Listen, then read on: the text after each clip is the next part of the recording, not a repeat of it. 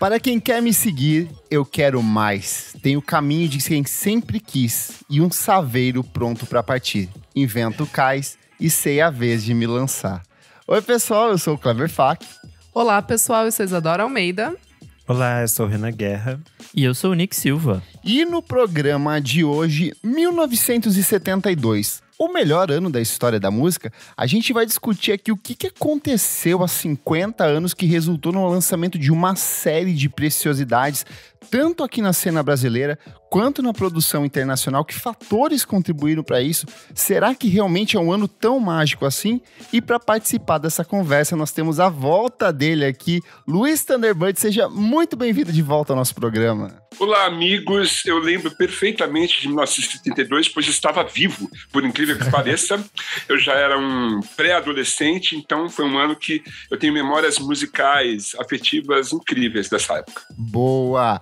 Mas antes, não esquece de seguir a gente nas nossas redes sociais, @podcastvfsm em tudo. Segue a gente na sua plataforma de streaming favorita e, se puder, apoie o nosso podcast aqui. Por apenas R$5 por mês, você tem acesso a muitos programas lançados com antecedência, participa do nosso grupo fechado para assinantes e participa aqui, das gravações ao vivo. Hoje, participação aqui, incrível do DJ Catatal, do Gustavo Reis Louro, do Jefferson Kozenieski e do Fabrício Neri. Muito, muito obrigado por apoiar a gente. O seu dinheirinho contribui cada vez mais para o crescimento do nosso programa. E não esqueçam, no dia 18 de junho, daqui a algumas semanas, temos o nosso aniversário de 4 anos e lançamento de 200 edições do podcast. A gente vai celebrar aqui no centro de São Paulo, no Zig. E a entrada, meus amigos, nesses tempos onde tudo é muito caro, onde é possível gastar mais do que, R$10 em qualquer coisa, a entrada é gratuita, você não paga nada para entrar ali, estão abertos, é só chegar, tomar aquela cervejinha marota, cumprimentar a gente, tirar uma fotinho, vai rolar um meet and greet, vai rolar a discotecagem dos 4 participantes aqui e estão todos convidados. Vamos falar sobre música, meus amigos? Bora! Gente, a história da música aqui, ela tá repleta de anos incríveis, com grandes lançamentos, com grandes produções. Então, 1967 é um ano também muito fantástico para a história da música. A gente tem Sgt. Pepper's Lonely Heart Club Band, The Velvet Underground de Nico, The People at the Gates of Dawn do Pink Floyd sendo lançados. 1977 é um outro ano também muito icônico, é o ano do punk, é o ano em que, mas também é o ano que a gente tem Rumors do Fleetwood Mac, é o ano do Mark Moon do Television. 1991, o ano de Nevermind, Loveless, Screamadelica e outras obras sensacionais. Mas quando a gente começa a refletir, parar em alguns momentos, o ano de 1972 ele é uma coisa quase mítica, assim. Tem muita obra lançada em um intervalo curtíssimo de tempo. E aí eu quero começar perguntando pra você, Thunder, você que falou que já estava vivo lá, que você já era um adolescente. Existia essa sensação de que 1972 ele era um ano diferente dos outros? Ou você sente que de alguma forma rolou uma construção disso nesses últimos 50 anos? Eu acho que no ano de 1972, que é realmente mágico, ele é um resultado de uma reunião de ideias e músicos nos anos anteriores. Então, acho que 72 foi o ano da realização. Mas eu acho que o planejamento, a criação, isso vem de 70, 71. Se a gente observar, 1971 também é um ano muito interessante, na verdade. Sim. Mas assim, focando em 72, na época, a gente não tinha essa consciência. A gente via as coisas acontecendo, sem dúvida.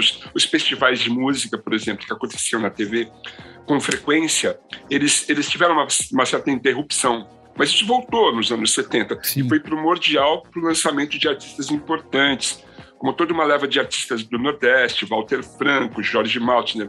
Muita gente fez o uso de novo desses festivais. 72 eu acho que não é o ano deles, mas esse é um ano especial porque justamente eu tinha 11 anos de idade. 11 anos de idade, você é uma esponja pronta. Os melhores líquidos musicais, você está aberto, você está pronto para novidades. E eu tive esse privilégio, entendeu? Então, muita coisa chegou até mim por meio dos meus primos malucos, bacanas, por meio da televisão, né? E pelo rádio também, claro. E vocês, meus amigos, colaboradores, participantes aqui do podcast, eu não sei vocês, mas pra mim, quando a gente chega ali nos 15, 16, e aí você começa a se apaixonar por música de fato, e você quer descobrir mais, você prova aquela primeira droga da música, e você fala que quero drogas mais fortes, e o ano de 72, ele tem muitas dessas drogas que são, olha, refinadíssimas. Como que foi pra vocês? Eu acho que eu cheguei em 72 mais quando eu já tava mais aprofundado. Eu acho que primeiro eu passei por 69, aquela doideira toda. E eu acho que 72 é assim, você está mais madura para todas essas coisas.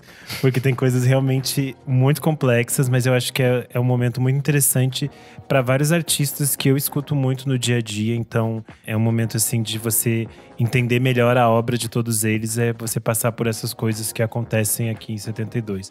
E eu acho um ano bastante simbólico. Tanto que eu tava lembrando que é o ano que a gente tem a primeira edição da Rolling Stone Brasil. Que é aquela Rolling Stone… a edição pirata. A edição pirata. Que depois até a Ana Maria Baiana transformaria essa história meio que naquele filme dela que se chama 1972. Que é sobre a experiência dela nessa Rolling Stone. Então eu acho que é um ano que as coisas ainda estavam fervilhando muito de uma forma interessante. Apesar do plano de fundo político complexo. Tudo. Ai, amigo, chegou pra mim…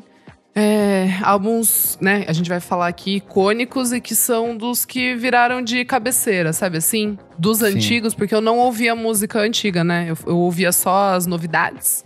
E uns 5 que a gente acho que vai falar um pouco são bem icônicos pra mim, assim. E aí eu lembro de quando eu, né, fui mais me aprofundar nesses artistas, assim, daí eu falava, nossa, são de 72, que coincidência.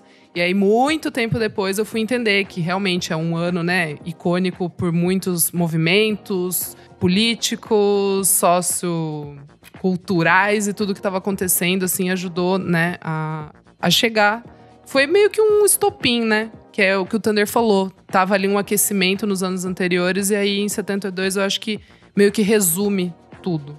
Eu tô com a Isa. Eu demorei muito pra sacar que boa parte dos discos que eu gosto pra caralho é de 72, assim. Talvez, acho que as primeiras coisas que eu tenho ouvido é o Ziggy Stardust, né? Que é tipo um clássico completo. E aí, você vai puxando ali vai ouvindo outras coisas e falando, caralho, o Isaiah Main Street também é de 72, Pink Moon também é de 72. Então, eu tive bastante contato na adolescência com mais música gringa, né? Música brasileira mesmo, comecei a ouvir depois. Mas The depois Who não também… tem disco nesse ano? Importante? The Who não tem, ele tá na entre-safra do Quadrophenia e do Rosnet. Isso acontece. Mas tem uma banda que o Thunder vai adorar e mais tarde a gente puxa, mas… eu ouvia muito pouco, tipo Clube da Esquina, que é um disco absurdamente brilhante, que eu fui viciar muito mais tempo depois. Mas é isso, assim, eu nunca tinha feito a ligação que todas essas obras-primas eram desse ano, até um dia chegar e falar, caralho, realmente esse ano foi incrível, assim.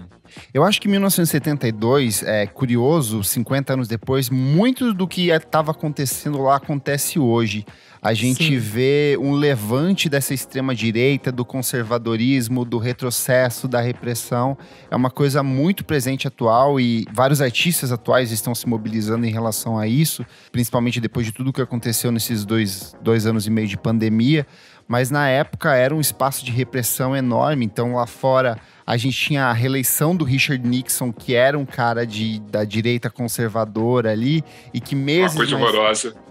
E meses da tarde ele vai renunciar por conta do escândalo do Watergate, onde ele usou escutas para invadir a sede dos democratas, para obter informações de maneira irregular e uma série de outros problemas relacionados à corrupção dele. A gente tem ali aquele acontecimento bem marcante nos Jogos Olímpicos da Alemanha, né, do movimento do Setembro Negro, onde 11 atletas da delegação israelita foram assassinados. No mundo inteiro a gente tem pequenos focos de conflitos. Lembrando, a gente está no meio da Guerra Fria, então…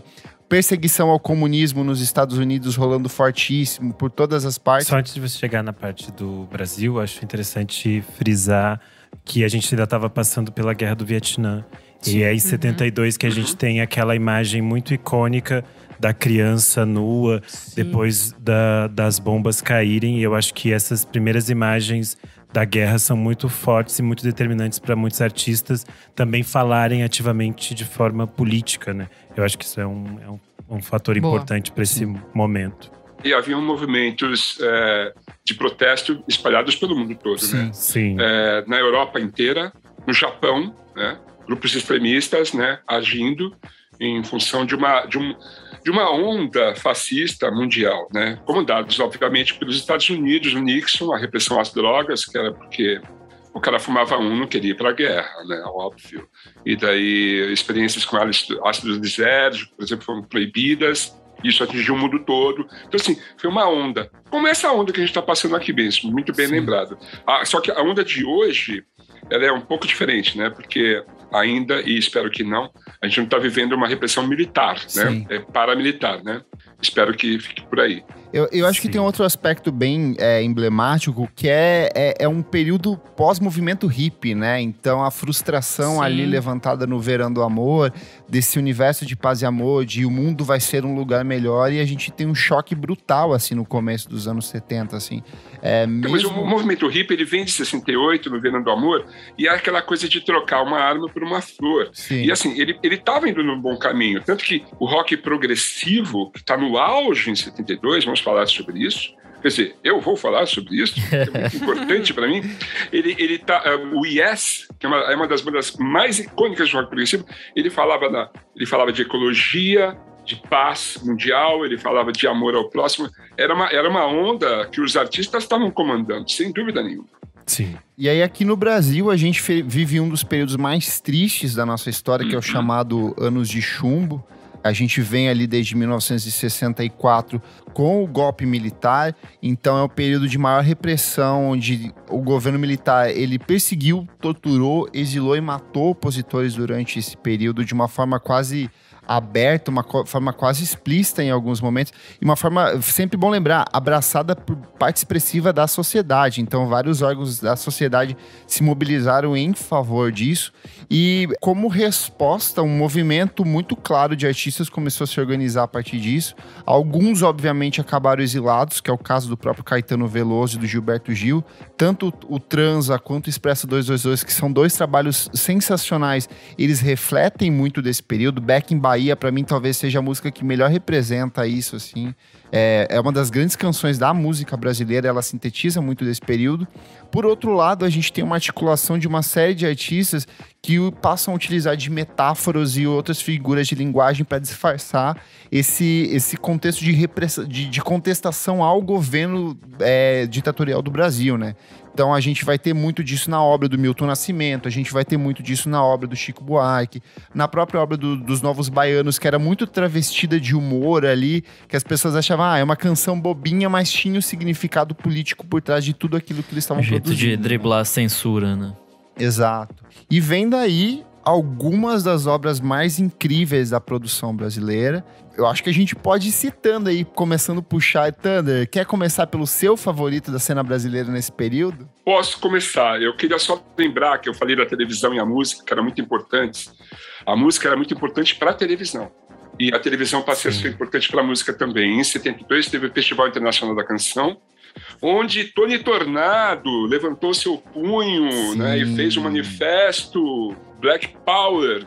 Esse período foi muito estranho, né, porque Tony Tornado começou a namorar Letty Salles, que era uma atriz loira da Rede Globo, e houve uma repressão absurda em cima disso, né, ela foi colocada na geladeira por causa disso. Esse festival foi vencido por Maria Alcine. A gente conheceu Maria Alcine nesse festival, com a música Fio Maravilha, né, de autoria, acho que do Jorge Ben, na época, Ben. Foi um festival importantíssimo, assistir de cabo a rabo. Eu acho que o disco mais emblemático para mim, sem dúvida nenhuma, eu acho que é o Clube da Esquina. É um dos discos mais lindos que eu conheço. Eu fiz um programa sobre Milton Nascimento no meu Standard Vision, e meus amigos argentinos vieram comentar e falaram: esse disco é grandioso, esse disco é no nível do Arthur, do Buscado Rubioso, sabe assim? Ele é reverenciado, não é só no Brasil, é no mundo todo. Assim, tem manifestações dos caras mais fodas comentando sobre isso. É um ano importante para Odair José. Odair José, que era da CBS, né? E ele tinha um concorrente um tanto quanto, como é que eu posso dizer, histriônico, que era o Roberto Carlos, que falava: esse cara está me atrapalhando, porque ele tinha feito a música da Pílula, tinha chegado ao primeiro lugar. Isso desinteressava ao rei, que era o rei também da CBS, e a CBS dispensou o Odair José. Ele falou, tá, mas eu vou gravar uma música aqui, daí eu vou para uma outra gravadora. E ele assinou com a Fonogram, que daí ele foi participar do Fonogram 73, do Fono 73, mas ele lançou uma música que chama-se Vou Tirar Você Desse Lugar. Perfeito. E daí ele falou assim, me ferrei com essa gravadora, vou fazer uma turnê, ele alugava uma Kombi e ia saindo fazendo shows. E em um mês, o nível de plateia foi dobrando, triplicando, aumentando. Ele recebe um telefonema da antiga gravadora da CBS, falando assim, então a gente quer gravar um LP com você, porque você é um sucesso, você estourou. Ele estourou sem jabá, sem divulgador, sem nada, com a música. E ele falou assim, agora é tarde, vou pra Fonogram. E esse é um marco na música popular brasileira. É um marco. Daí ele vai pra Fonogram, faz o Fono 73, junto com o Caetano, é vaiado, e daí as coisas começam a acontecer. Vocês falam de 77, o Odair fez o Filho de José e Maria em 77. Então, assim, você percebe que é tudo uma consequência, uma coisa muito louca, cara, é muito louco. A música é muito dinâmica, e os movimentos são dinâmicos. E 72, eu não posso deixar de destacar mesmo, é o Clube da Esquina. Perfeito. Boa. Eu acho que o mais bonito de 1972 é que ele é um ano tão imenso que muitos dos discos ali, eles foram reverberar anos mais tarde. Eu acho que o exemplo mais emblemático é o Arthur Verocai, que tá aqui. Ele lança esse disco, que ele é um disco marcado pelos de orquestrações, de um refinamento estético muito grande ali, dialogando muito o que estava sendo produzido na cena estrangeira. Só que o público brasileiro, ao esbarrar nesse disco, renega totalmente. Tanto que a gravadora, tempo depois, tira de catálogo. O disco passa anos esquecido, completamente abandonado. E aí ele é redescoberto anos mais tarde pelos produtores, pelo Mad Lib, pelos outros produtores de música de hip hop. Pelo Doom, MF Doom. Pelo Doom, nos anos 90, no final dos anos 90 e começo dos anos 2000. E a gente viu ao longo de toda essa última década uma redescoberta total da obra do Arthur Verocai. Tanto que hoje ele é ativo ainda e participa de outros projetos, mas o que ele faz nesse álbum... Mais do que nunca, né? Mais do que nunca. Mas o que ele faz nesse álbum, assim, é uma coisa que me arrepia, assim, todas as músicas. É espetacular. E, amigo, o que eu acho mais maluco, assim, de pensar é que o Verocai, por exemplo, em 71, ele tava fazendo a trilha sonora do Cafona na Rede Globo, entendeu? Sim. E isso é muito louco. Ele tá fazendo várias trilhas sonoras de novela, que é o que, né, meio que continua alimentando ele no trabalho, porque esse álbum, na época, flopou. Então, e eu acho muito maluco, assim, porque ele tava envolvido em orquestrações de coisas super populares ali, e quando ele vai lançar esse álbum, é isso, fica meio que uma coisa muito de vanguarda, né, que só vai reverberar agora, assim, pra gente, sei lá. Eu acho muito maluco nos últimos anos ele trabalhar com Bad Bad Not Good, Hiatus Coyote e tantos outros, tipo, e boatos gringos. Que Frank Ocean, hein? Então, Verdade. Fazendo trilha de desfile da Louis Vuitton esse ano. Cara, iconic. Demorou, né? Demorou. É a mesma história com o Tom Zé, né? O Tom Zé também fez um puta disco nesse ano. Verdade. Ele não teve a mesma sorte que o Caetano teve. Aí eu tinha que falar sobre isso, desculpa, pessoal. Mas Transa é um puta disco.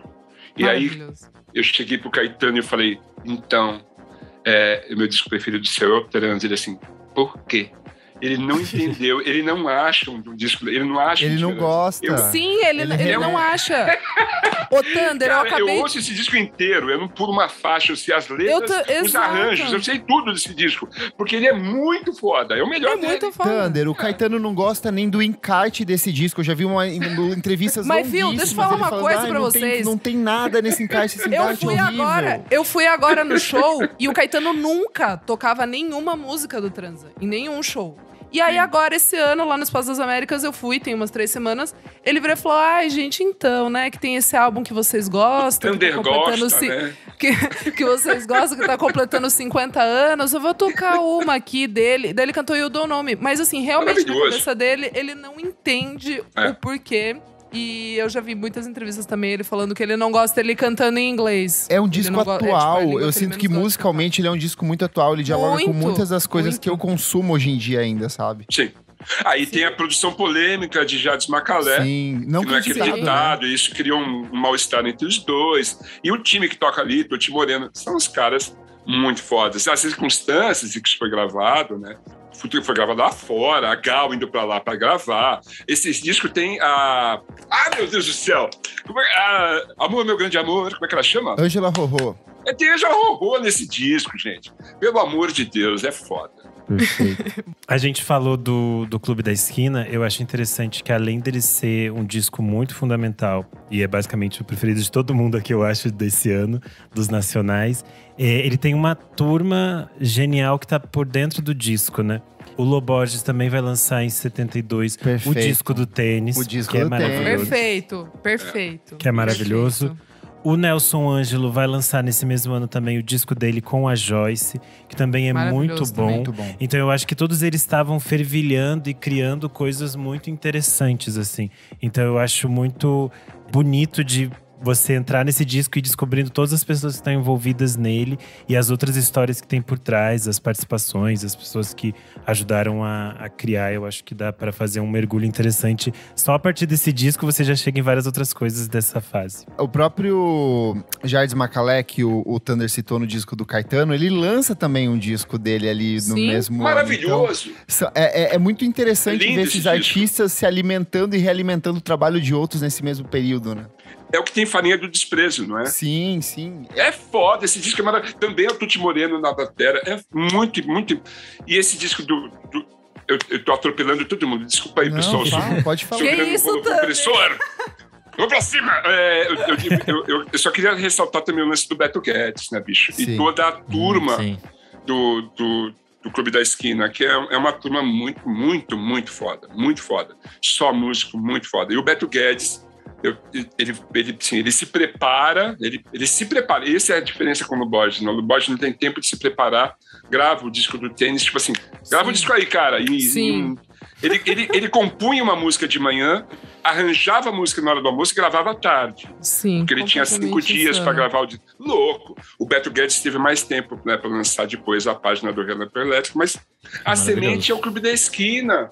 Que loucura que é aquilo, bicho. Perfeito, Muito foda, cara. muito. Perfeito. Bom, eu quero puxar ai. aqui o Ben, do Jorge Ben. Eu ia puxar esse bom, amigo. Vamos lá. Esse é muito bom. perfeito Tem demais. só Fio Maravilha e Taj Mahal, que acho que são duas das músicas mais famosas dele. Mas também acho que é um esgotamento dessa fórmula do samba rock, assim. Porque depois ele vai fazer a Tábua de Esmeraldas, que já é outra coisa, outro vai se abrir rolê. ali.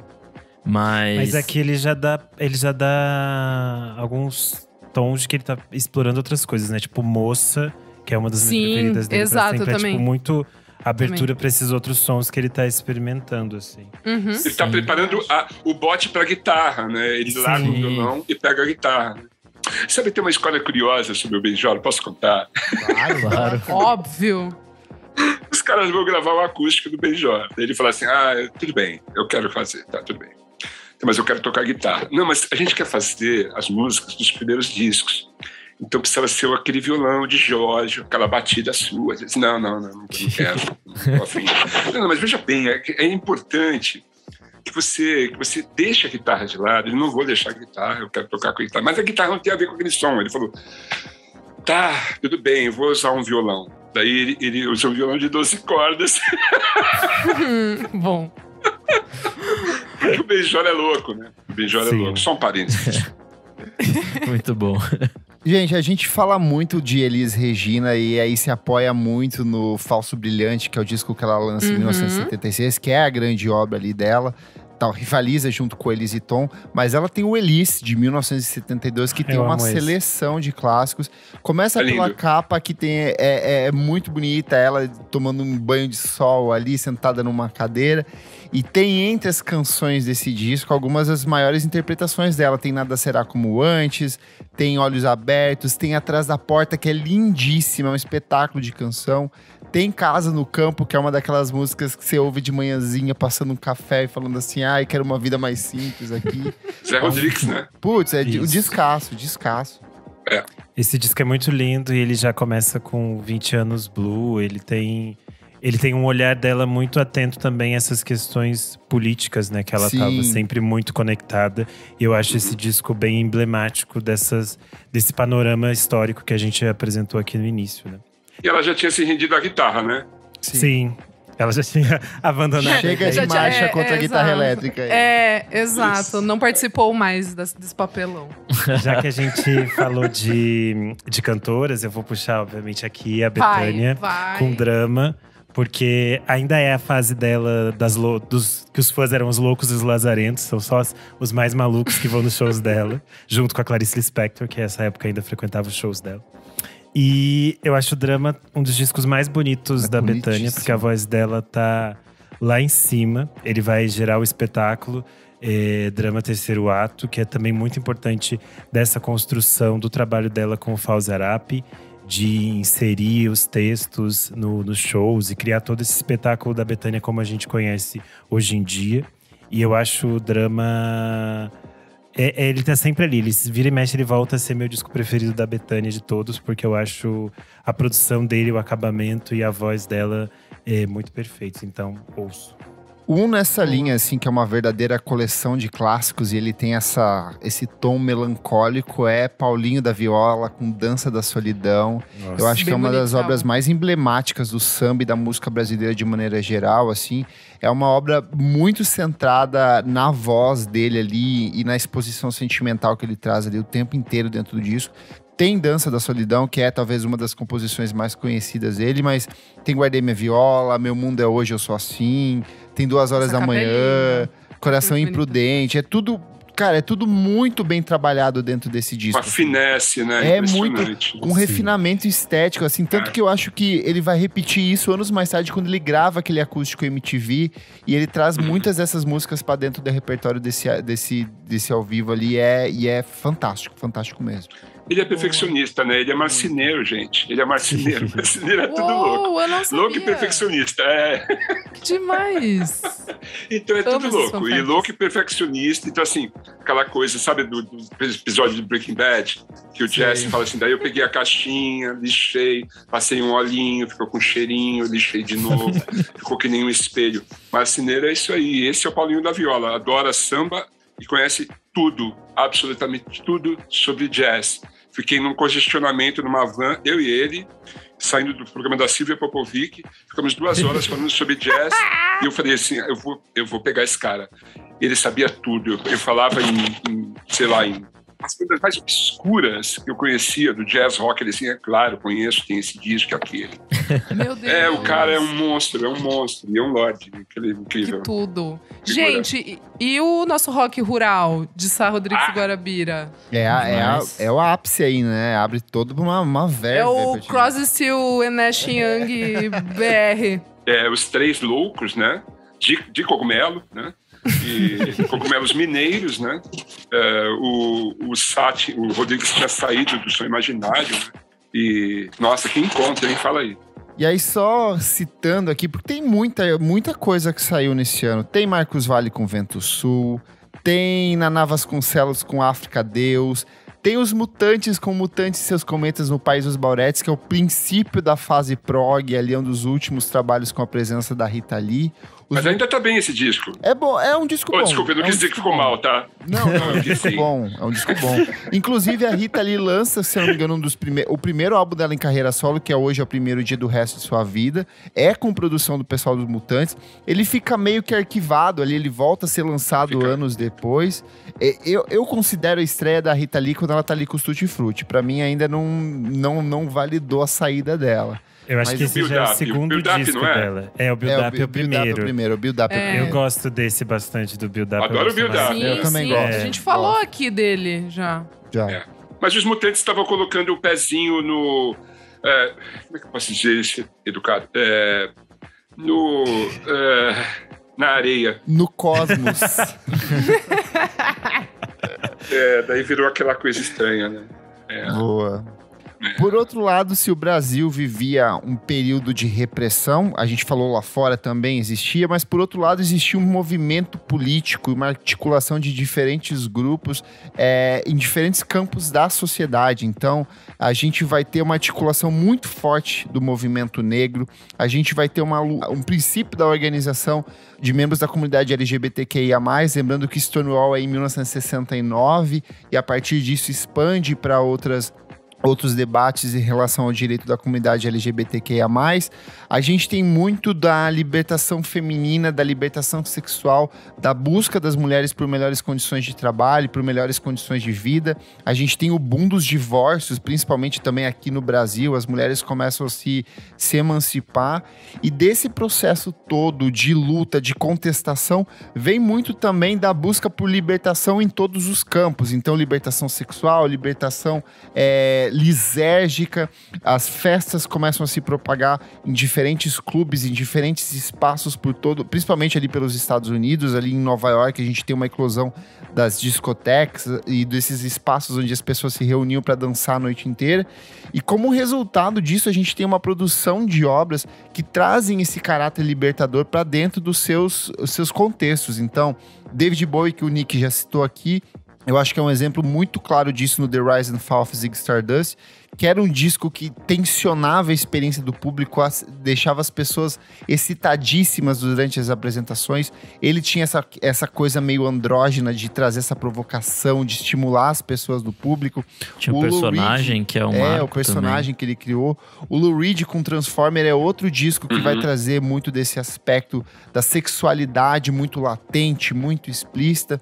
E aí vão seguindo para outros desdobramentos e vai desde coisas completamente malucas, como o Khan com o Egba Miase, até o Noi, toda essa cena ali germânica que também fervilhava e que era muito potente. Maravilhoso, né? Traz dois discos importantíssimos, entendeu? Sim. E o Ken, cara, que o Ken, eu diria que é uma das bandas mais importantes, Sim. inclusive para música eletrônica, Sim, né? No sim, futuro, sim. né? E esse disco, aquele como é que ele chama? Egba Miase. Nossa, velho! É o da capa da lata, pra quem não é está isso? ouvindo. Capa da lata, exatamente. É lindo esse disco, é o meu preferido deles. Cara, esse disco bom. criou Radiohead, criou Sonic Youth, criou praticamente todas as bandas de rock, assim, que eu curto, vieram desse disco, assim. Sim. E LCD Ainda não Sound tinha Kraftwerk, System. né, gente? Exato. Kraftwerk tava meio que mexendo o caldeirão ainda. Eles estavam Não tinha os caras. Eles estavam terminando os sintetizadores deles ali, não estavam ainda. Estavam montando aí. Louco, né? O Neo Boa. também louco, né, cara? Que disco louco. Mas é muito Bom curioso demais. que nessa loucura toda, um dos discos que mais me toca é o Nick Drake com Pink Moon. Eu Sim, acho que é um sim, desses sim. discos que em algum momento da sua adolescência você acaba esbarrando nele e você fala assim, como que esse cara Arrepios. de 40, 50 anos atrás consegue trazer sentimentos e coisas tão tocantes pra mim hoje, sabe? Ele é um repertório curtíssimo, de uma produção muito enxuta, praticamente voz e violão ali, a voz super bem Sim. colocada, limpa, clara ali. E me toca de um jeito assim que eu não sei dizer, sabe? E é uma coisa que vai da imagem de capa até a construção dos versos. Pra mim, esse disco é uma das coisas mais bonitas que eu já ouvi em toda a minha vida, sabe? Mais bonito que o Harvest. Ai, rivaliza, né? Eu acho. Mas eu acho que acho são- bonito, é que eu são- acho que é.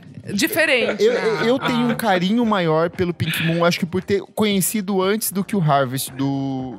Mas, Você conheceu antes? Eu vim, o Pink Moon foi antes. o Foi, Pink Moon? eu acho que o Pink Moon veio na época que eu tava ouvindo o Elliott Smith. E aí falava, olha, então Faz vai sentido. pro... E aí eu fui, sabe?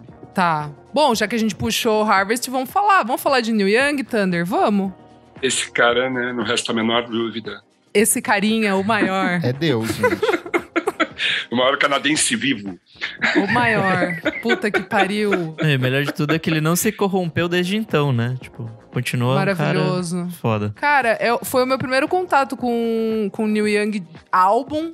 Principalmente por causa de Heart of Gold, né? Que é um Claro. dos grandes Nossa. clássicos. Me apaixonei demais, assim. Todo mundo sabe aqui que ouve o podcast. Eu amo o Neil Young. Graças a Deus tive a oportunidade de ver este senhor na minha frente. Então, assim, eu sou completamente apaixonada por esse álbum. Hoje em dia não é o meu favorito. Thunder não é. Harvest não é o meu Olha só. favorito. Olha Curioso. só. Curioso. Mas eu amo e é isso. É um dos meus favoritos dos medalhões e foi aí que eu comecei a ouvir. Então eu tenho um carinho muito especial e quem nunca ouviu, para aí o que tá fazendo, vai ouvir. Tem música épica, tem um country folk ali bonito, tem de tudo. Rock roqueiro do interior. E você, Thunder, você conheceu na época? Então, olha só, o grande lance desse disco é que ele já tinha passado por bandas dos anos 60. Ele entra no Crosby, Stills, Nash & Young, que é uma coisa louca, aqueles 4 loucos, malucos, descontrolados, maravilhosos, criativos. Eles revolucionam a música com aquele disco, e ele faz o Harvest depois. Ele fala assim, quer saber? Vou fazer o meu disco só para deixar claro qual que é a minha. E ele faz esse disco. Então é o meu preferido dele, sem menor dúvida, no momento em que um canadense começa a cutucar a sociedade americana, né? Começa a falar, seus cínicos, seus idiotas, né? Bem canadense. É demais, maravilhoso, né, cara? Eu acho que é um manifesto político incrível esse disco. Incrível. Perfeito. Bom, já que a gente tá no campo do folkzinho, vamos para Johnny Mitchell, né? Com For the Roses. Esse é outra também. Que turma! Esse é bonito. Que turma louca! É Bob Dylan, tá louco! É louco! E ela veio de um disco espetacular, que é o Blue, que foi lançado um ano antes, assim, então... Simplesmente Mami, linda, começa com Bunker, que eu amo. Puta que pariu. Eu quero puxar essa coisa de... O Thunder falou muito bem na abertura ali que são artistas que estavam armando ali uma cena ou uma movimentação em 72 Explode. Um exemplo muito claro disso pra mim é o Stevie Wonder, cara. Porque ele vem desde o final da década de 60 com uma seleção de músicas incríveis. E aí em 72 ele lança 2 trabalhos que são espetaculares. Um é o Music of My Mind, que é uma da capa icônica com óculos ali espelhado, brilhante. Sim. Mas pra mim a obra-prima, Talking Book, pra mim é uma coisa espetacular. Foda. É o disco que tem condição. Superstition, é o disco que abre You're the Sunshine of My Life. E eu acho que é esse ponto de transição do Stevie Wonder, de esse cara mais do soul, dessa coisa quase Motown em alguns momentos, do final da década de 60, pra essa fase mais psicodélica e transformadora, funk, que mistura vários elementos de um jeito muito harmônico. Senhora. Tanto que no ano seguinte ele lança mais uma pedrada, que é o Inner Visions, que é outro discão também. Meu Deus! Verdade. Então é muito impressionante ver essa progressão desse cara que já vinha de coisas muito boas, lança uma pedrada e ele fala assim, e ainda tem mais daqui pra frente, sabe? Não, e tipo, se você for olhar, os Songs in the Key of Life é 76, então assim, é surreal, completamente insano esses, sei lá, 5 anos. Ele segue até os anos 80, assim, tipo, brilhante. Tá louco, mano. Pensar que a primeira vez que ele apareceu, assim, para grande público foi num filme seriado, chamado Furias na Praia, com o Frank Avalon. E assim, existe uma edição dessa série de filminhos bestas, onde é o Furias no Gelo, e no final do filme tem uma festinha com os jovens. Quem tá tocando é o Stevie Wonder, sei lá, com 17 anos, mandando brasa, botando fogo na película. Ele tinha menos de 30 anos quando ele lançou esse disco aqui, gente. Pelo amor de Deus. Que demais, cara. É genial, né? Ele é genial. E ele abriu o leque, né? As pessoas começaram a falar, epa, esse cara aqui é tipo um Frank Zappa com swing, né? Sim. Mano, o cara é foda. Posso puxar um aqui que tem swing também? Que eu preciso falar, que é um dos meus favoritos também, que é o Curtis Mayfield com Superfly. Isso aí. Que é a trilha sonora do filme, né? Do Superfly. É um dos clássicos da Blaxploitation. Então, assim, resume muita coisa ali do que tava acontecendo na cultura black. Eu acho esse álbum, assim... Eu amo Curtis Mayfield, mas eu acho esse álbum, ele consegue ser leve no sentido de que ele tem a pegada, ele é sexy, ele é foda, assim, ele é gostoso de você ouvir, mas ele tá falando de uns assuntos, assim, pesados, entendeu? É que 71 começa, né, o rolê da música negra contestadora pra caramba, né? O Marvin Gaye inaugura ali e leva e estimula todo mundo a entrar Exato, junto, né? só que seguindo, né, embarcando nesses filmes, né, da Blaxploitation, tipo, tem essa coisa do negro sendo o herói do filme, né? Que é a primeira vez que isso acontece, assim. Então, eu acho que é um marco muito importante e isso vai reverberar muito nas trilhas sonoras. Tipo, Shaft é um filme que é um dos favoritos do meu pai, eu cresci assistindo e, tipo, mano, o Isaac Hayes, ele tá estourando, ele tá torando na trilha sonora. Então, o filme fica até um pouco de lado, porque as trilhas, elas brilham absurdamente, assim, sabe? Eu amo todos os filmes, tá, gente? Mais marcante a trilha do que o filme. É isso. Que é o mesmo caso do que acontece com The Harder They Come também, do Jimmy Cliff, que daí ele vai pra um outro lado e potencializa a cena do reggae. Então são duas obras que assumem essas direções muito importantes. Eu ia dizer que em 72, nessas de trilhas da Blaxploitation, tem o Trouble Man, do Marvin Gaye também. Também, então, outro espetáculo. A Blaxploitation inteira é uma coisa que tem muitas trilhas muito, muito fodas. Então dá pra mergulhar e descobrir várias coisas. Eu acho que rende um programa à parte aí. Ai, vamos fazer! Inclusive com bandas lado B, né? Com grupos lado B dessa turma. Vamos achar toda, algum né? especialista aí pra participar com a gente. Acho muito. A gente fala um pouco dessa questão das discussões raciais e questões negras.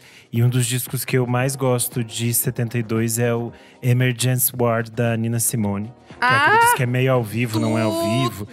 E ele eu acho que ele é muito marcante dessa fase que a Nina tava muito incisiva nas suas questões políticas. Sim. Esse álbum é extremamente marcado pelas reações dela perante a Guerra do Vietnã. Ele tem só 4 faixas, mas ele é um negócio… Cover, né? De Sweet Lord, né? Mais Sweet Lord. Isso. E ela faz aquelas inserções dela, aquelas experimentações que ela costumava fazer no ao vivo. E tem isso registrado em disco de uma forma muito surreal, assim.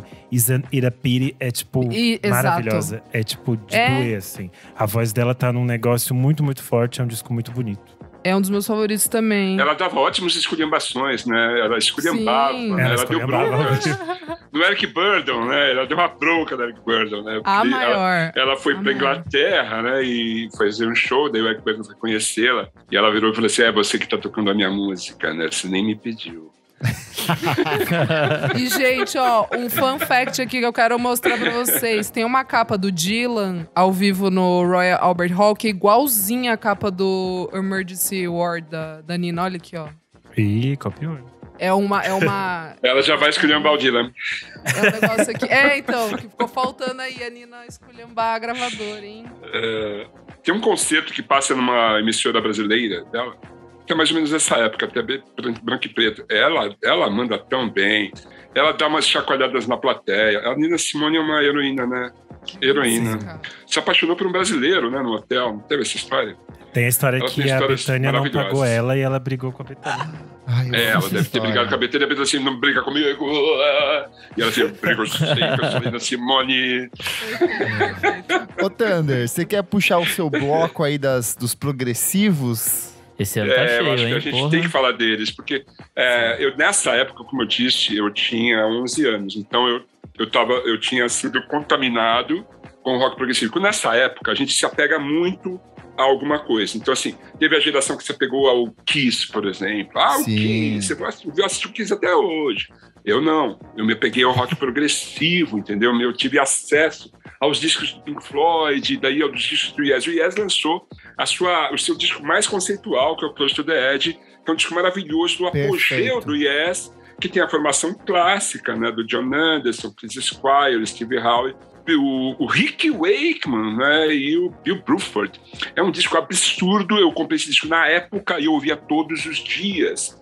Aí que eu digo que é uma preparação, porque em 71 eles tinham lançado o Fragile, e é uma preparação, porque é a entrada do Rick Wakeman. Daí chega o apogeu, né? Eles chegam ao apogeu, e o rock progressivo está no auge. Tanto que o Emerson, Lake and Palmer lança seu melhor disco, Trilogy, que é um espetáculo para quem gosta de música progressiva, obviamente. Então, assim, quem curte sabe que ali tem uma obra maravilhosa dos três, eles estão muito azeitados, está tudo muito certo. O Gentle Giant é outra banda progressiva maravilhosa, existe até hoje, ainda tocam. Lança seu disco o primeiro disco que eu ouvi, que é o Octopus. E é um disco muito raro, porque só foi lançado lá fora. Meu amigo Abastado tinha esse disco importado, e assim, o formato da capa era de um pote.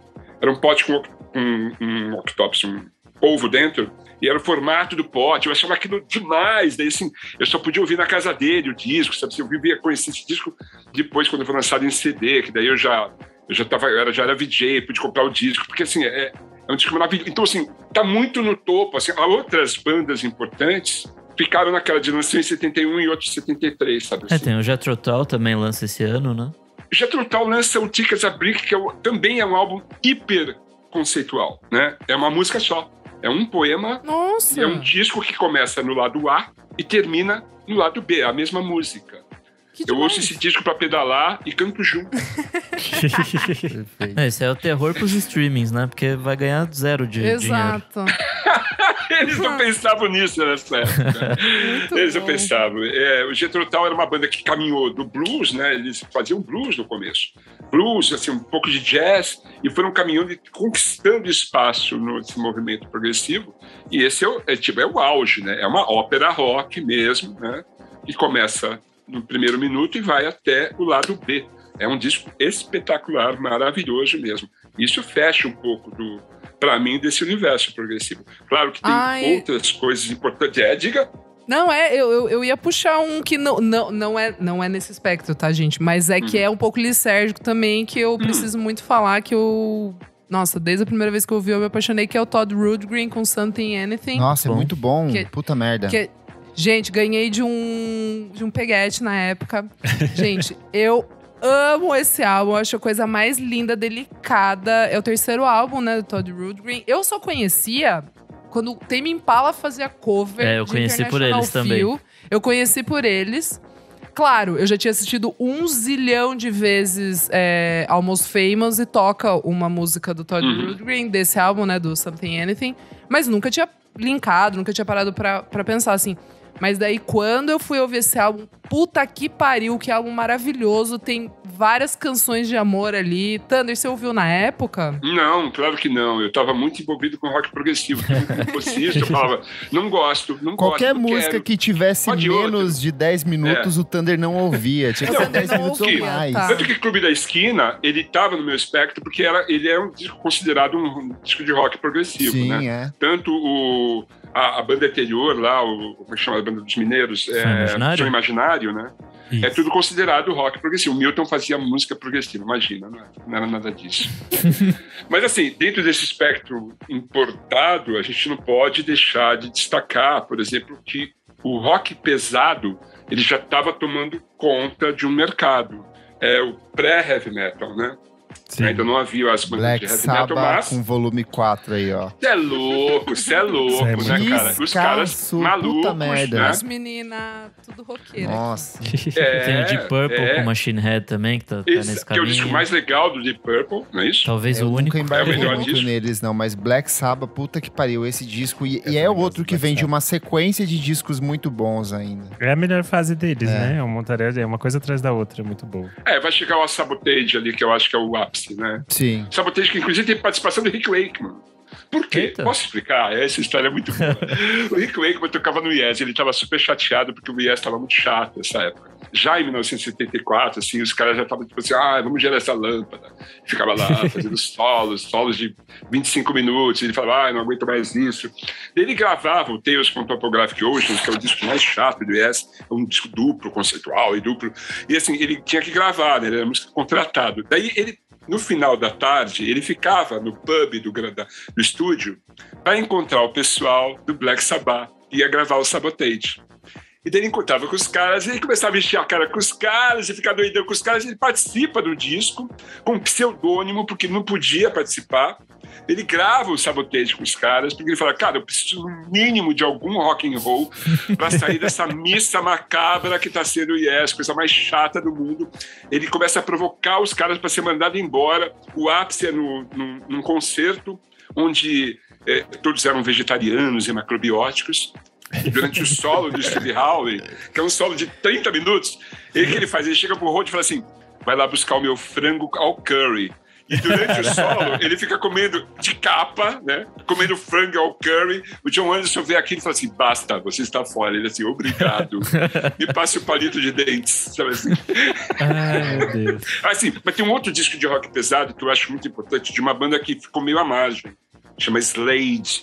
E eles lançam Slade. Eu não conhecia, Alive. mas eu vi várias listas, Thunder. Conta aí. Muito foda.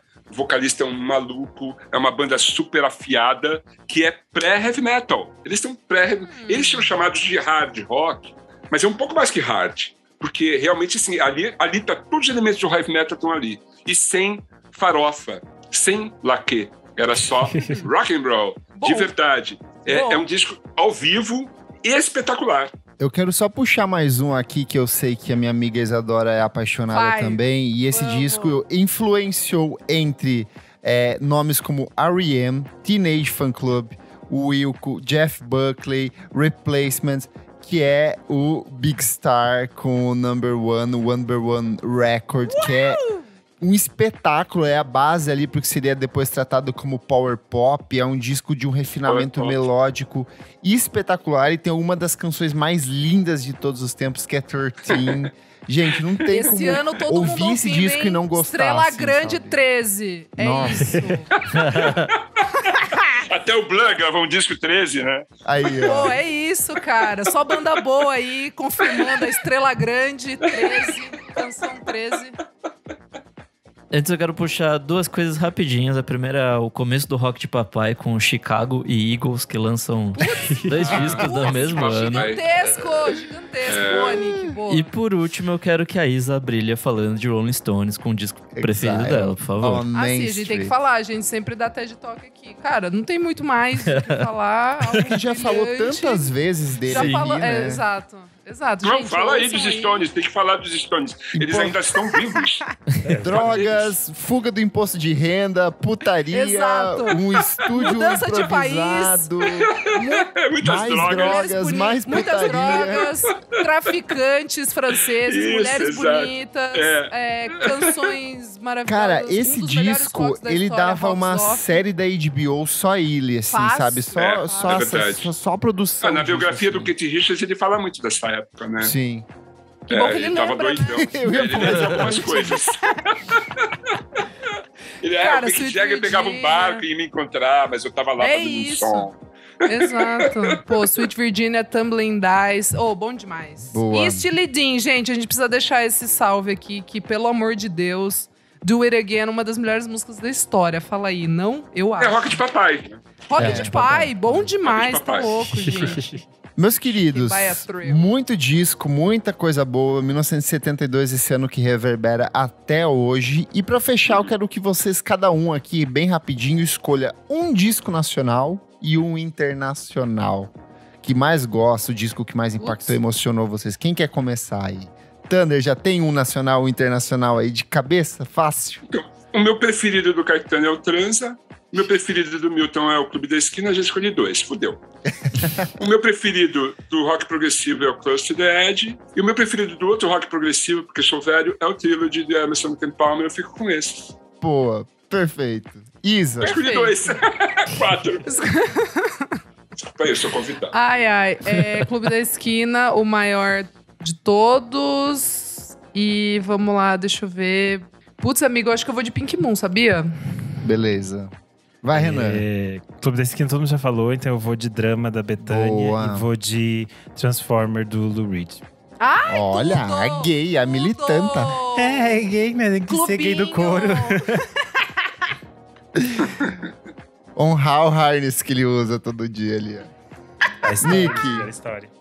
Bom, eu vou de Acabou Chorar, porque muito bom. Nossa! A gente esqueceu. Esse disco! A gente não falou desse disco! Puta que pariu! A gente esse disco citou é rapidinho. Tanta maravilhoso. coisa que a gente vai… Você é louco! Esse disco é A gente sensacional! falou rápido só. Nossa, é verdade. Puta que pariu. Completamente doidas, mas é isso, gente. Ouçam Acabou Chorar. Gente, a gente pulou porque disco ficou no meio da fundamental. pauta.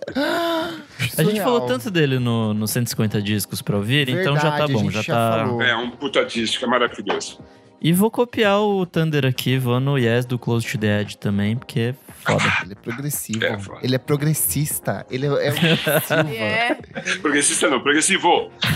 Eu vou de nacional aqui. Arthur Verocai, pra pegar diferente, pra não repetir aqui, porque É um puta disco. é um baita do dia. Uma menção honrosa pro Chico Buarque quando o carnaval chegar, porque eu tinha a fita cassete disso que surgiu na minha vida de alguma forma. Tava Olha na casa de só. algum parente e eu aprendi a gostar e gostei muito. Nossa, assim. essa é uma trilha que eu nunca vi o filme.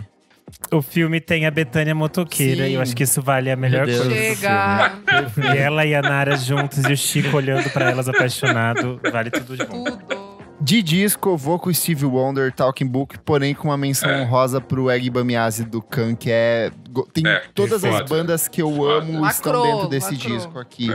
E você também pode ir lá no nosso Instagram, na edição desse programa, @podcastvfsm, e contar quais são os seus discos nacionais e internacionais favoritos de 1972 e por que você acha que 1972 foi um ano tão incrível. A gente se despede do Thunder aqui. Thunder, muito obrigado pela sua participação. Feliz demais de ter você aqui de novo com a gente. Não podia ser outra pessoa aqui. Exato. Pena que foi curto. Afinal, estava vivo, né? Exato, a gente estava lá, uma pessoa que presenciou o momento. Eu fui, 1972 eu fui. E sobrevivi. E Thunder, eu deixo esse espaço agora pra você falar do seu canal no YouTube, que é maravilhoso, redes sociais, seu trabalho como músico. O que tá rolando? Esse espaço é seu pra você brilhar. Brilha aí. Olha só, o YouTube me conquistou, né? E eu conquistei o YouTube. A gente é amiguinho agora. Então o Music Thunder Vision, ele prossegue, né? E por amor mesmo, né? A gente não monetiza o programa, a gente faz porque a gente gosta mesmo. É um grande barato fazer, assim, a gente conseguiu chegar nos 88 mil assinantes, 88 mil loucos que me ajudam, né, a fazer o programa continuar. Thunder Radio Show, meu podcast, que saiu do ar no começo da pandemia por motivos de dinheiro, ele vai voltar, gente. A gente está preparando a volta do Thunder Radio Show com artistas brasileiros tocando ao vivo. Vai ser lindão. E em final de junho sai o meu disco solo, finalmente. Eu comecei a preparar no começo da pandemia. Lancei 3 singles e vai sair o disco cheio. Pequena Minoria de Vândalos. Daí eu mando o link para vocês ouvirem e degustarem, tá bom? Eu queria agradecer o convite. Demais. É demais falar de música. Como é gostoso falar de música, né? Muito bom. Bom demais, né, Thunder? A gente aprendeu com você. Eu aprendo com vocês também. Eu aprendo com vocês, porque vocês mostram músicas novas, músicos novos. Eu descobri uma banda, queria compartilhar com vocês. Vocês conhecem o Crumb? Sim, muito bom. Vocês são demais, eu adoro vocês. Já falamos várias vezes deles aqui. Já falamos várias vezes. Adoro o Crumb, adoro. Bom demais, Thunder. Obrigado. Boa. É isso. Thunder, brigadão pela sua participação, viu? Foi Valeu. maravilhoso. Vamos pro próximo bloco do programa. Não paro de ouvir.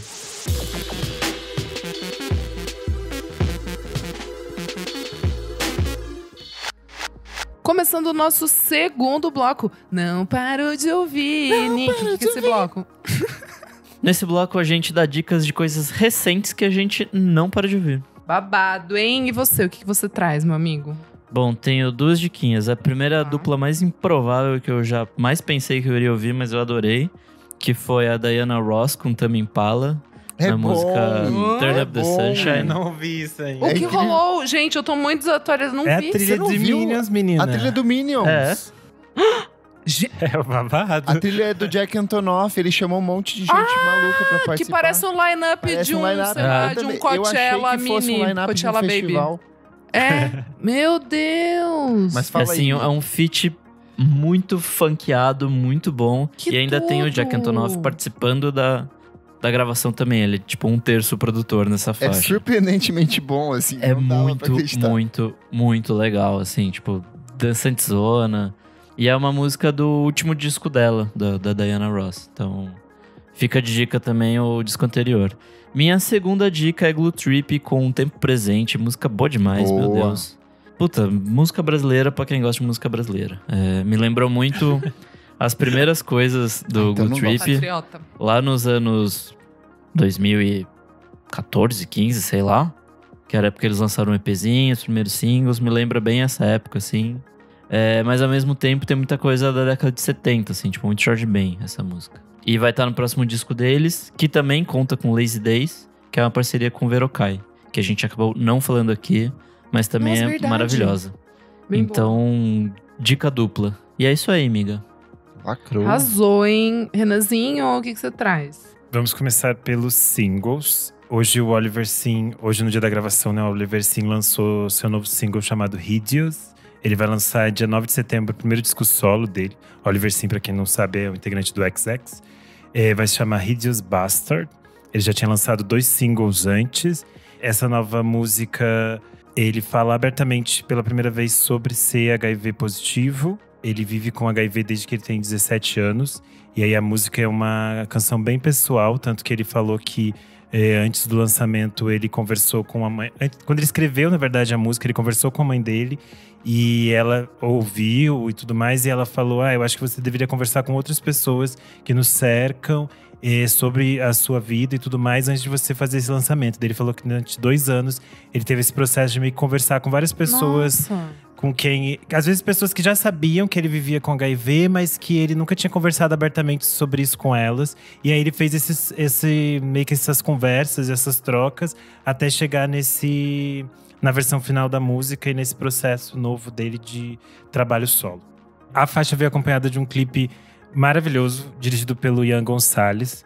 O Ian Gonzalez é um diretor de cinema, ele é irmão do Anthony Gonzalez, do MX3. Isso aí, ele fez a tradução pra mim. E eles estão lançando eles vão lançar um curta-metragem juntos também, que também vai se chamar Hideous. Que tudo! Tá sendo lançado agora na Semana Internacional da Crítica em Cannes. Então logo, logo deve ter disponível no YouTube. Eu acho que eles vão lançar mesmo. Que é tipo um musical. E vai ter a ver com esse universo que já apareceu nos 2 clipes. Tanto no de hoje, quanto no de Fruit. Que é esse programa de TV meio maluco, onde as coisas vão acontecendo. Outras coisinhas que eu ouvi. Uma cantora madrilenha chamada Sila Lua. Ela lançou uma versão de Eres para mim, da Julieta Venegas. Eu achei muito interessante porque ela levou para um outro lado, assim. Não é tipo uma cópia do que a Julieta já fazia. E ganhou um clipe bem bonitinho. Então, Sila Lua, Eres para mim. Além disso, tem discos. Já saiu não saiu essa semana, mas eu tinha esquecido de falar aqui antes. É o disco do Dieguito Reis, que é da Vivendo do Ócio, ele é baterista. Se chama Verão na Cidade Sem Mar. Não combina muito com a temperatura que a gente tá agora, porque agora estamos bem no frio. E o disco é mais quente. Mas é interessante quando você quer fingir que não está frio na sua cidade. Tá bom. Você dá um play nesse. Tem várias participações. Tem participação do Lau e eu, Pedro Bienema, Gui Almeida, do Martim Mendonça. Então é cheio de gente e é bem divertido. Lick Lee com Ai Ai. E aí, amigo? O que achaste? Eu gostei, Também. mas ainda tô digerindo. A questão é que eu não estava triste, né, nesse final de semana pra ouvir. Eu ia encontrar ia ver minhas amigas tocando, ia passear. Não tava verdade, no momento amigo, nós fomos dançar. não era um dia pra eu ver essa tristeza numa sexta-feira, entendeu? E ela voltou pra tristeza, ela largou o trap, graças a Deus. Glória a Deus. E a produção é do Bjorn Illing, não sei falar que é um dos o nome dele, integrantes cara. do Peter, Bjorn and John. Isso. E que é parceiro de longa data dela desde o primeiro disco, na verdade. Isso, eles trabalhavam juntos nos discos anteriores. Ela lançou um álbum visual junto com o trabalho. Esse eu ainda não assisti, então venho opinar depois sobre isso. Mas o que eu ouvi, as primeiras vezes que eu ouvi o disco, eu gostei. Ele é bem mais triste e eu acho que eu preciso de mais tempo e estar um pouco mais triste pra ouvir. E por último, o disco novo da Alaide Costa, O que Meus Calos Dizem Sobre Mim. Que disco lindo, Bonito, amigo. hein? É Bonito, muito lindo. hein? Ela já tinha lançado um Bem disco bonito. muito lindo com o Miguel Wisnik em 2020. Só que eu acho que esse disco de agora, ele é muito interessante para que mais gente conheça a Alaide, entenda a Sim. importância dela. A Alaide tem uma carreira gigantesca como cantora e compositora desde os anos 50. Ela foi muito ativa no movimento da Bossa Nova. Ela compôs coisas ao lado do Tom, Vinícius, Johnny Alf, todo mundo. E esse disco novo tem produção do Emicida e do Marcos Preto e a direção musical do Pupilo, da Nação Zumbi. E é muito interessante como ela navega por diferentes compositores. Então a gente vai ter músicas do Guilherme Arantes, da Fátima Guedes, do Ivan Lins. E algumas parcerias bem legais. Por exemplo, a Cel e o Diogo Postos, que é o irmão dela. O Tim Bernardes com o Erasmo Carlos. E o Emicida compondo junto com a Joyce. Eu achei isso tudo muito legal. E a voz da Lady… Ela é uma senhorinha, a voz dela continua surrealmente linda, assim. É um disco muito delicado. A capa muito, desse muito bonito. disco é só uma foto e ela é só o que Bem precisava bonita. ser. É uma das capas mais bonitas exato. desse ano já. Enfim, ouçam a Alaide Costa, O que Meus Calos Dizem Sobre Mim. E Lacra tudo show. a gente falar dela nesse episódio que a gente falou tanto do Clube da Esquina. E ela está lá no álbum do Clube da Isso. Esquina. E Me Deixa em Paz. Faixa, uma das faixas mais bonitas do álbum, enfim. Gente, eu travei aqui só em uma coisa que é o Cola, que é a banda que eu tinha Muito comentado bom, aqui, amiga. Muito bom. dos dois integrantes da Out, que Como acabou, é né, bom a banda. ser um jovem pós-punker. Exato. O baterista do US Girls, né, que agora tem essa banda. E, gente, chama Deep in View. Eu achei muito bom. É aquela coisinha bem Isadorinha core. É o meu pós-punkzinho. É voz falada ali. Não tem muita, nossa, meu Deus, não vai salvar a sua vida. Mas que álbum gostoso. Blank Curtain, que é a faixa de abertura, continua sendo pra mim, talvez, a minha favorita desse ano, por enquanto. É rapidinho, 35 minutos. Então vai, que é uma delícia. E hoje, que a gente tá gravando, saiu música nova de Alex G, nosso menino. Amiga, CD Alex muito G. boa. Blessing. O que é Muito isso? boa. Puta que pariu. Como é bom ser um garoto bedroom popper. Gente, que porra é essa? E o clipe, a estética meio Stone Temple Pilots. Eu achei sei lá. Pixies, as guitarronas do Pixies ali no final. Eu achei muito. O clipe, você viu o clipe? O clipe Você viu sim, o clipe? sim. O que é aquilo, é gente? total anos 2000 ali. 2000, ou 90 e bastante. Meio louca. new metal, meio não sei o que tá rolando. É muito bizarro, muito bom. Muito é que bom, musicalmente real, me lembrou assim. muito Pixies com sintetizadores, Ah, sim. assim, sabe? Não, e meio uns... Né, ele tá meio... Ele solta uns do nada, assim, no meio, né? A estética me lembrou as coisas do Trent Reznor. Esteticamente meio... lembra o Tá. 90 2000, Nails, assim, tipo. Sim. Tá bom, sim. Ok. Muito bom, gente. Achei perfeito. Vamos lá, Kleber. Eu tô esquecendo de muita coisa, tá, gente? Com Eu certeza. vou mas é relembrar aqui. A primeira coisa, eu quero só reforçar a dica da minha amiga Isadora, que ela deu algumas edições. A Light for Attraction Attention, do Day Smile. Eu acho que Puta que finalmente pariu. eu consegui parar pra apreciar, porque saiu muita coisa nos últimos... Saiu no dia que saiu Sim. o Kendrick Lamar. E aí, só nesse final de semana que eu parei e falei, puta merda, como eu gosto de Tom York. Rockista. Muito bom. Mas vamos pro single. Santi Gold lançou a primeira música dela inédita em 4 anos. E aí? High Priceless, muito Legal, boa. muito bom. É um indie rock com R&B, com rap, com reggae. Santi Gold A em sua maior, né? essência, a maior, assim, entregando tudo. Fiquei surtado com a música nova do Special Interest. Já recomendei o trabalho dele Amigo, eu ouvi, acabei de ouvir. Acabei de ouvir. House. Muito Parece boa. o encontro... A Isa até ligou Muito a câmera agora pra boa. falar. Liguei a câmera. Parece um eu acabei de encontro ouvir antes de começar a gravação. Gossip com LCD Sound System ali do comecinho dos anos 2000. Tudo. Com uma letra política Tudo. fodida. Eu já falei do disco anterior em 2020. Gente, É foda. ouçam Special Interest. É uma das coisas mais legais que a gente tem Mais na música legais, atual, sim. assim. É espetacular e essa música vai pra uma direção muito dançante e fantástica. Vou pros discos. Melhor disco de rock desse ano, MJ Lenderman com Both Songs. Espetáculo, tava lá bem avaliado no Rate Your Music, e aí eu fui ouvir e pirei, porque tem tudo que eu gosto. Tem um jeito de cantar meio Stephen Malcolm do Pavement, com umas letras meio aleatórias. Ele é um cara que ele vaga por uns acontecimentos mundanos, mas aí vai pra umas guitarras meio My Bloody Valentine, meio Sonic Youth, meio Pixies. Ele é um dos integrantes daquela banda Wednesday, que é de uma menininha, assim, que saiu um disco bem bom ano passado. E ele tá lançando esse que é o terceiro álbum dele em carreira solo e é um espetáculo de disco. Vindo aqui pro Brasil, Jair Naves, mais uma vez, ele tem a Ai, não ouvi capacidade ainda. de esmigalhar os meus sentimentos com a música dele. Ele lançou Ofuscante, a Beleza Que Eu Vejo, é o primeiro trabalho dele de estúdio em 3 anos. E ele já tinha lançado pelo menos umas 4 músicas desse álbum, assim, ele tem uns flertes com música eletrônica, mas ele é o Jair Naves em sua essência, essa coisa meio cantada, meio declamada, meio raivosa. Ele é um disco que traz o lado mais político do Jair Naves, ele é menos sentimental e muito mais reflexível, principalmente sobre a atual situação política do Brasil. E é devastador como tudo que ele faz, assim. A gente já recomendou muitas das músicas que saíram ao longo dos últimos meses, mas vale a pena a imersão. Saiu também o último disco do Lethier Slate com a orquestra Rumpilés. Amigo, Moacir esqueci. de Todos os Coisa Santos. mais linda. Disco lindo, Coisa lindo, mais lindo, linda. lindo. Que perda é a partida desse homem, uma perda muito precoce. Ele tinha 60 e poucos anos, é muito novo. Um cara que podia produzir ainda muita coisa foda. E eu acho que esse esmero todo dele fica nesse disco, que é uma releitura de um dos trabalhos mais incríveis da música brasileira, que é o Coisas, do Moacir Santos. Então, vale a pena aí dar esse aceno, esse adeus, essa partida aí pra obra do Lethieres. Mas fugindo de tudo isso, fiquei muito feliz de ver que o meu menino Harry Styles se superou em Harry's House. Gostei também. Disco Fez mais que obrigação. Muito bom. Assim, é inovador e Fez mais que revolucionário? Não. Mas naquela Mas é meia bom. hora ali, ele agrada É e agrada isso. muito.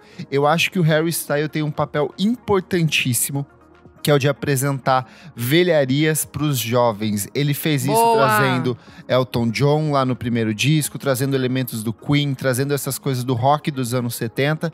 E agora ele mira ali pro final da década de 70 e começo dos anos 80 para falar de Haruomi Hosono, para falar de Boa. Yellow Magic Orchestra, para falar da fase New Wave do David Bowie, então ali dos Scary's Monsters e do Lodger.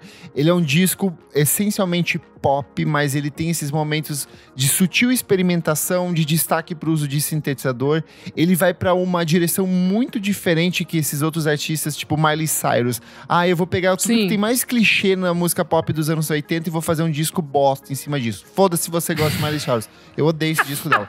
E o Harry faz de um jeito que é muito fino, muito elegante. Está de parabéns. Não fez Da mais imagem que obrigação. perfeito. É o menino, é o único do One Direction ali. Vale muito a pena ouvir. Ele imita, mas não copia. Imita, mas não copia. Exatamente. É isso. Eu gostei também. Boa. Finalizamos esse bloquíssimo. Vamos pro próximo aí, então. Simbora pro último.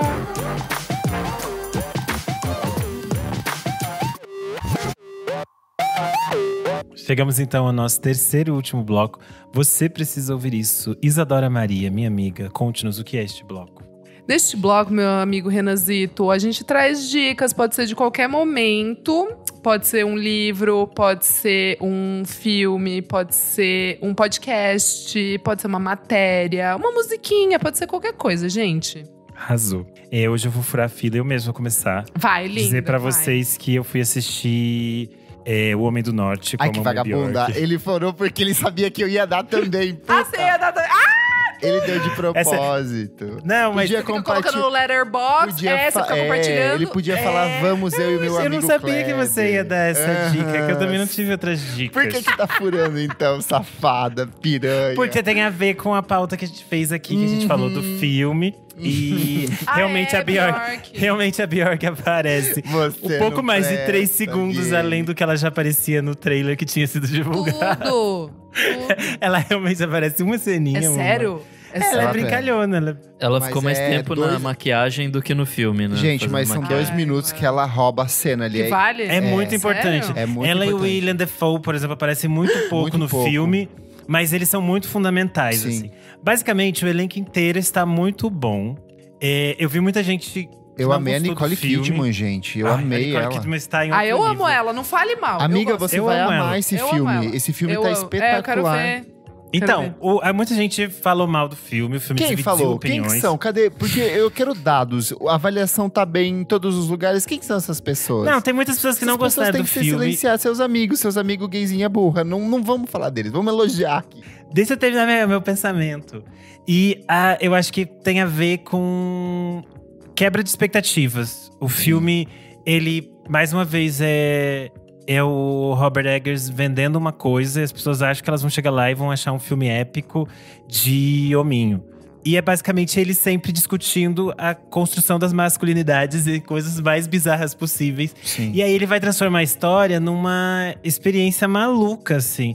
O filme vai ter, cada coisa vai surgindo e elas vão acontecer de forma muito violenta, as coisas são muito gráficas, são muito intensas. E daí as pessoas achavam, nossa, ele não ia fazer um filme de terror. Tem coisas que são, tipo assim, basicamente um filme gore de terror acontecendo na tela. E eu acho que o filme é muito estranho, tanto pra quem esperava alguma coisa do Robert Eggers, quanto pra quem foi no cinema sem saber o que era o filme. Eu Então, acho que tem um aspecto muito importante da obra dele, é que ele é um contador de histórias. Na Bruxa, ele pega um estilo de narrativa que é muito típico dos Estados Unidos da época dos imigrantes e dos colonos que estavam desbravando. No Farol, ele vai contar uma história que é um conto de pescador, praticamente. E aqui ele faz uma coisa que é um conto das Edas lá, das das coisas nórdicas, das narrativas que eram talhadas, que eram costuradas em tecidos. Então, assim, ele é um contador de histórias por essência e ele vai costurando outros elementos, como a sexualidade, a repressão feminina na bruxa, a ubersexualidade no farol, tanto que o farol é um símbolo fálico, o tempo inteiro é uma pirocona em tela. E aqui nesse Northman, ele transita por muito mais estilos, mas reforçando essa coisa da masculinidade. Eu acho que o masculino e o feminino se cruzam o tempo inteiro ali dentro desse filme, sabe? E ele apresenta essas discussões tão claras ali na forma como a narrativa é construída. E é muito interessante que é realmente um filme que te prende enquanto narrativa também de filme de gênero. Ele ainda existe nesse formato e ele ainda é muito interessante. Porque ele tem mais de 2 horas e passa super rápido. Que você fica assim… E visualmente tá muito bonito, muito bonito. Nossa… Muito alto no cinema. Eu amei, gente. Muito barulho. Porque o farol já era muito barulhento, né? O farol era uma barulheira. Eu lembro que eu vi no cinema também. Quem puder ver no cinema, tem uns takes assim que são perfeitos pro cinema. Nossa, Alexander Skarsgård, gente. Pelo amor de Deus, o homem tá parecendo uma montanha aqui, ó. Ele tá gigantesco. Faltou mostrar o pinto dele, porque mostrar a perereca, a teta mostra todo mundo. Mas cadê o pinto do homem? Queremos ver.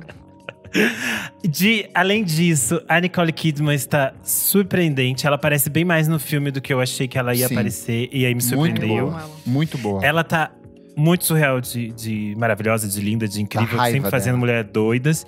E a Anya Taylor-Joy também está maravilhosa mais uma vez. Eu adoro a minha menina.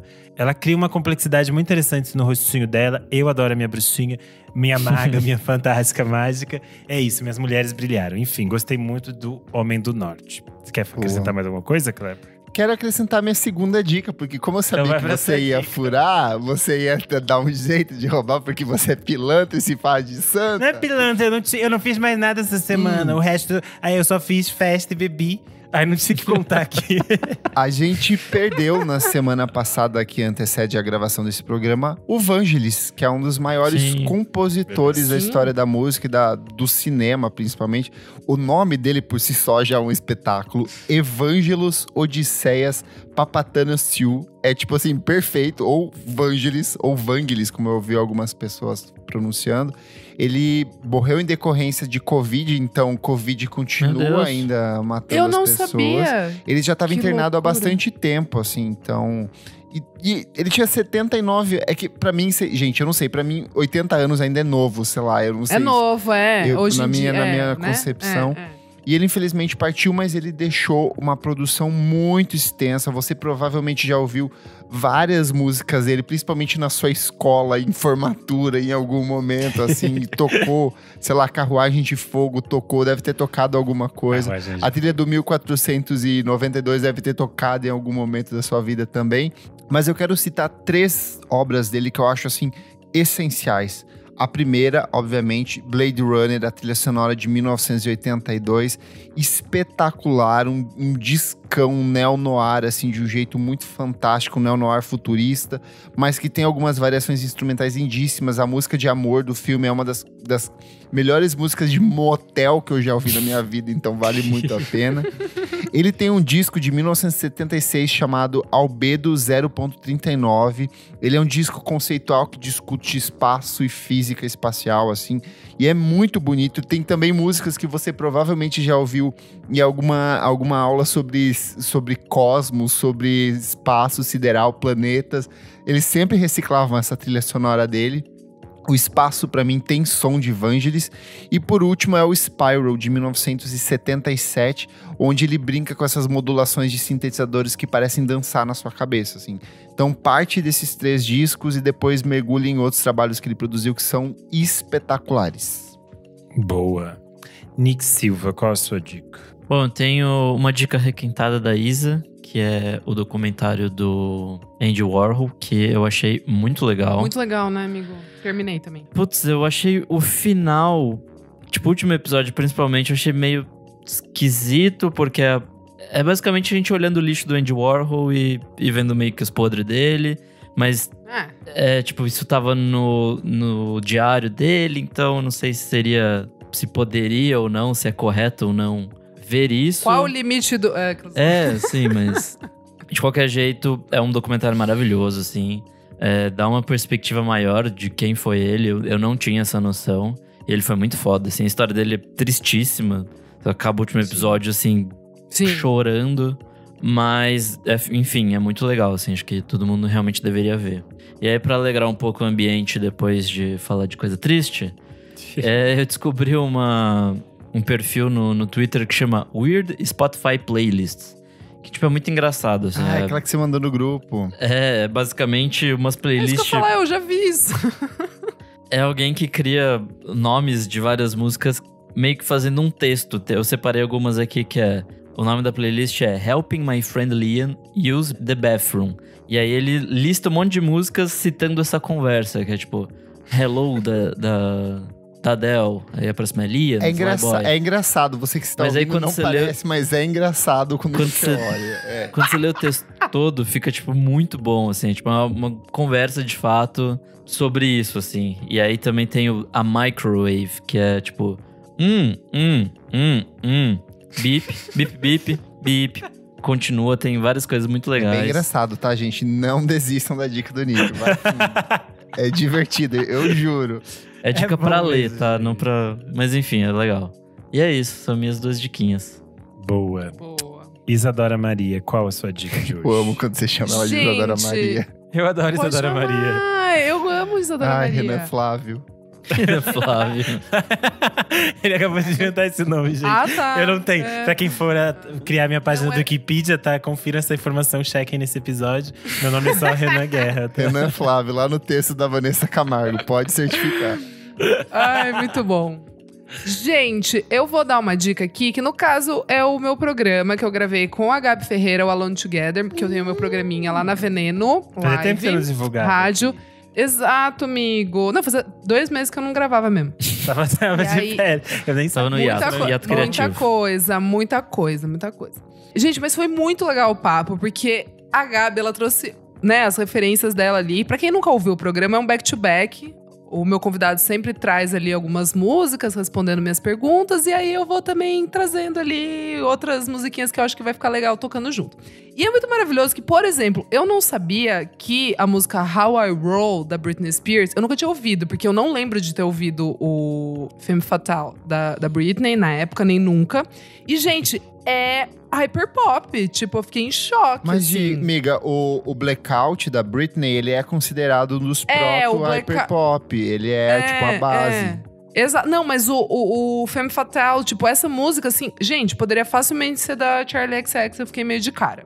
Enfim, daí ela lembrou também... Tipo, ela trouxe umas coisas muito maravilhosas, porque ela é mais nova do que eu, então ela tem uma outra percepção dos anos 2010 ali. Ela trouxe, tipo, Black Eyed Peas, Ring-a-Ling, que eu amei. Aí a gente falou também da Imogen Heap, a gente falou de Tori Amos, a gente falou de Charli, Caroline Polachek, a gente falou de umas novidades...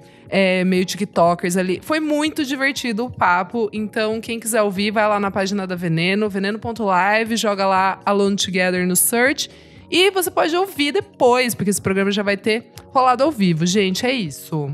Arrasou.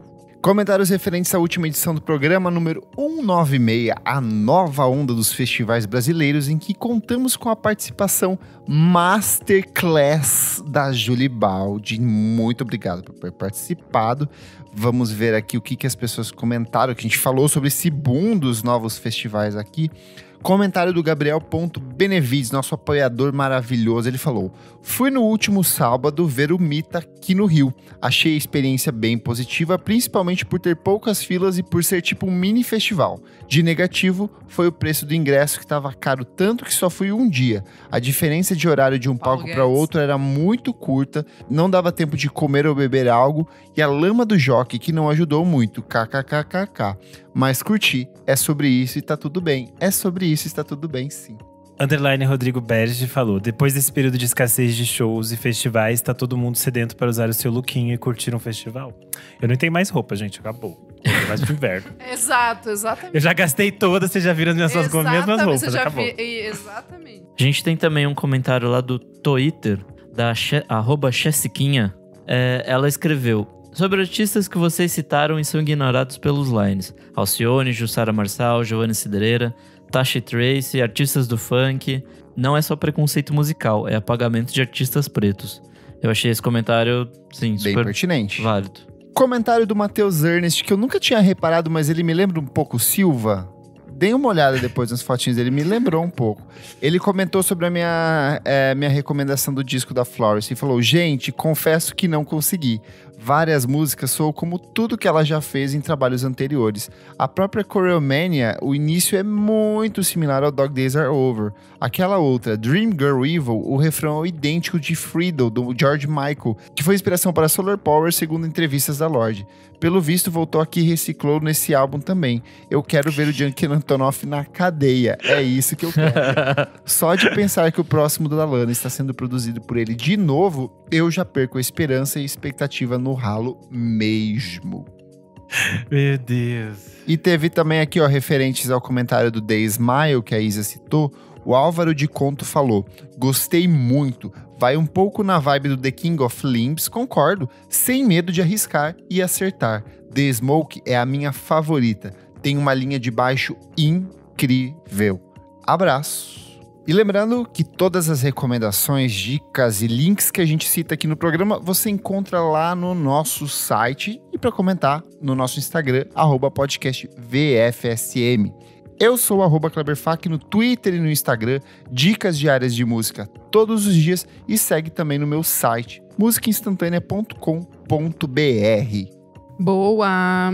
Eu sou @AlmeidaDora no Instagram, AlmeidaDora _ no Twitter e passa lá na veneno.live pra vocês ouvirem o Alone Together que saiu essa semana. Um beijo! Isadora Maria na casa da mãe dela.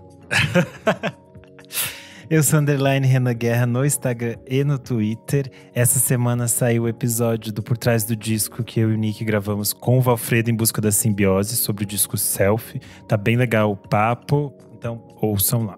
É isso. Boa. Renan Guerra, que também é conhecido como Renan Flávio, na casa dele. na cabeça do Kleber, que ele inventou isso agora. Não vai pegar esse nome, gente. Ele vai começar.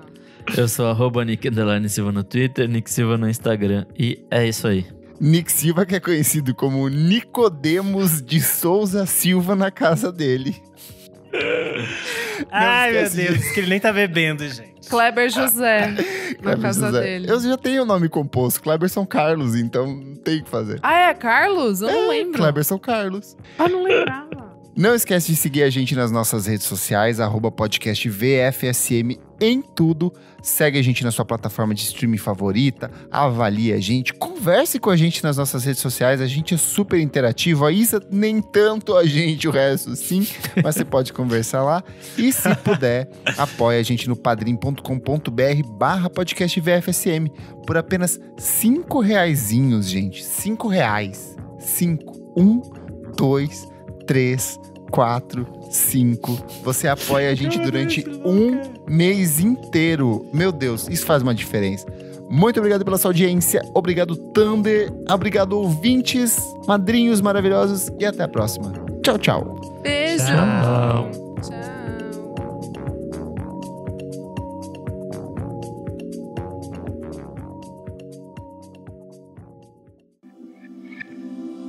Esse podcast foi editado por Nick Silva.